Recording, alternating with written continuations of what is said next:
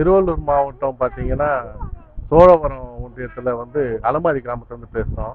இங்கே வருஷம் வருஷம் வந்து பருவமழை எல்லா வருஷமும் வருது.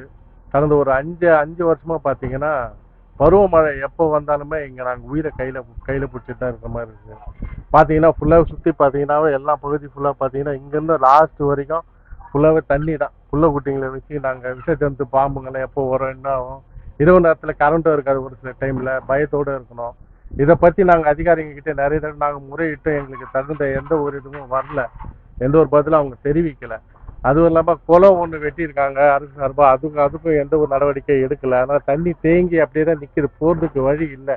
இது தயவு செஞ்சு இது ஏதாவது அரசாங்கம் இதுக்கு ஏதாவது முன்னேற்பாடு பண்ணி தண்ணி எந்த வருஷமும் எந்த பருவமழை வந்தாலும் தண்ணி தேங்காத அளவுக்கு முடிவு பண்ணி இந்த எல்லா தண்ணியும் போகிற அளவுக்கு வசதி பண்ணி கொடுத்தாங்கன்னா ரொம்ப உதவியாக இருக்கும் இந்த பகுதி மக்களுக்கு.